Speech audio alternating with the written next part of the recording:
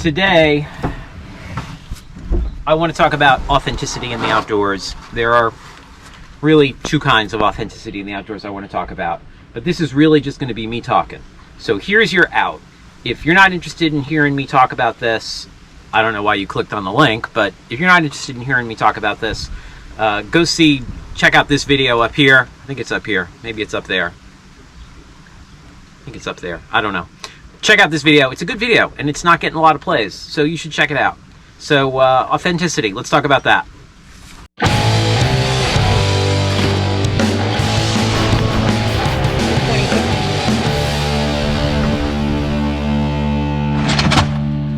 The biggest fear that I see in new outdoor educators is someone's going to ask them a question, and they're not going to know the answer. And while for anyone that can be an upsetting thing, for an outdoor educator, your authenticity, your ability to answer that question is where the bulk of your credibility comes from. And so to lose that credibility because you don't know an answer is a tough thing. Authenticity is something I think a lot about, both for myself and for others. I want to make sure that I'm coming across as authentic. I want to make sure that I'm doing things in the outdoors for their sake, not for how it makes me appear with other people, right?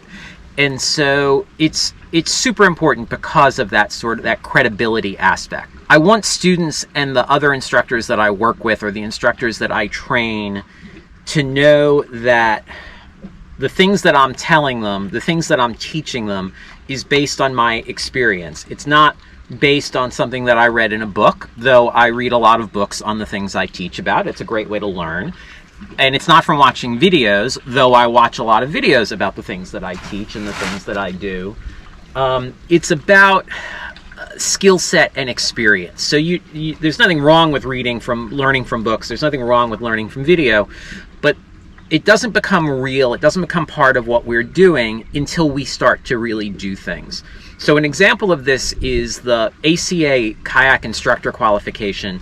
You have to have like 2 weeks of trip time on top of like passing their skills tests and things like that. You have to have, for experience, like 2 weeks of trip time and 2 locations, or a week each in a location. You don't need a lot of time. That's like one NOLS course for me. And so the guys that I saw that were working for ACA as kayak instructors didn't have a ton of real-world experience. They had great skills, and they could demonstrate a skill wonderfully, but their sort of grounding, their experience wasn't quite there. And that to me is something that's troubling. I can ride a mountain bike. I'm not a great mountain biker.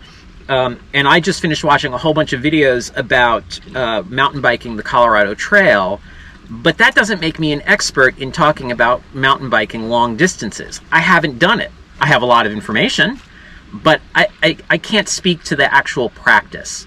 And that's something that really concerns me with people. There's also another situation that I see with instructors who like the idea of being an outdoor educator, but don't want to put the work in. They don't want to do the prep work for teaching, which there's a lot of prep work for teaching in the outdoors, and they don't take the stuff that they're doing seriously, and then they shirk responsibilities on the day that they're teaching. And so if you're co-instructing with this person, it's a nightmare because you end up doing all the work. I'm backlit. I shouldn't be backlit. You end up doing all the work, and that's no good, man. They like the idea, the prestige, if you can even call it that, of being an outdoor educator, but they don't want to do the work. It's for lack of a better word, it becomes a costume for them. So it's similar to someone who wears a cowboy hat and cowboy boots every day, but has never been on a horse. It's a costume. And that's what some people do with the outdoors. And not even just instructors do that. Regular people do that too. I'm thinking about the people who put a roof rack on their car, but don't actually, because it looks cool, but don't actually put anything in the roof rack. I'm talking about people who wear a $700 Arc'teryx jacket to go out for cocktails, but that's ridiculous. You don't need a jacket like that to go out for cocktails. yeah, it's a great raincoat, but come on, $700 for a raincoat? So I, just like everyone else, get sucked into that fear of someone's going to ask me a question and I don't know the answer to it. And what it boils down to is imposter syndrome. And everyone suffers from imposter syndrome. Even if you have tons of experience, it's something that you can suffer from. And so the way that I get around that is you have to be okay saying, you know what, I'm not sure. Based on my experience, that's not something I've run into, or that's not something I've experienced, but here's what I think. And I've even followed up with students on days after a course to say, hey, we were talking about this, and I talked to some people who have experienced that, and here's what they think, and here's what I think, and let's put it all together and figure out the way to do it. And so doing stuff in the outdoors, you need to be doing it authentically. It needs to be part of what you are. And if you're new in the outdoors, that's fine. You're building that authenticity. I think back to my friend Molly, who decided she wanted to be doing stuff in the outdoors, and she didn't have any experience, and she worked in an office, but she wanted to get serious about it. So she took courses and she devoted the time and she did the work. You got to be willing to do the work. And so that's it, is think about who you are and why you're doing it, and is it an affectation or is it who you really are? You know, and I work hard to be authentic in the things that I do and present things authentically because that's my credibility, right? And I think at the end of the day, in anything that you do, you need to be authentic to the things that you do.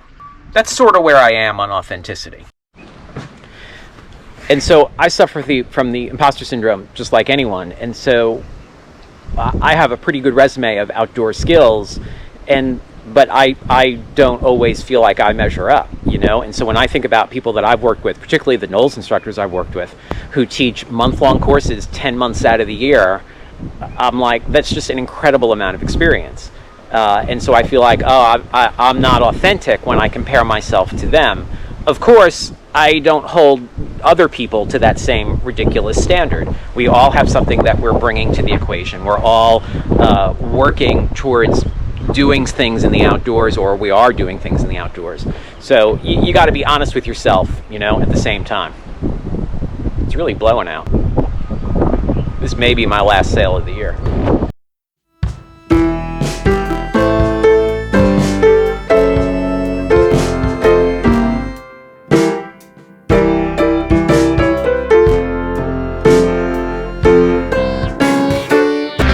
Blowing in here, we're going to sail that way over into there where it's pretty quiet, and then we're going to turn all the way over and sail out that way again with the wind on our side, but this time on our opposite side, and then we're going to cut right back and go that way. And we got to see what the wind is doing once we get out there. It looks pretty stable, but I do see a couple of wind lines where it's blowing heavier, so we need to be careful.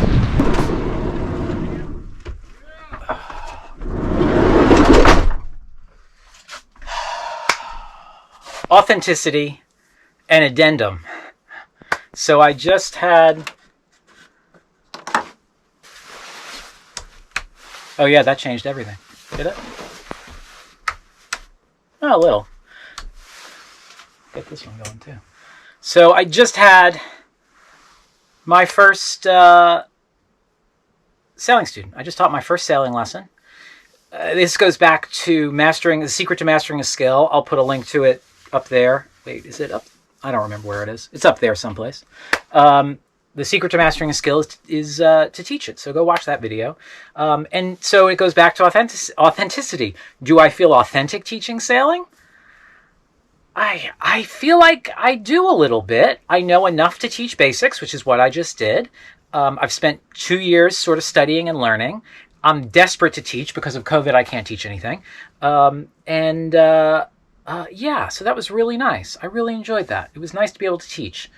Yeah, so felt authentic doing it. Also a good thing. Hey, all right, so if you dug this video and it was really just me talking at you for 5 minutes, I apologize. We'll get back to more adventurous stuff. I've got a lot of things brewing in the coming weeks.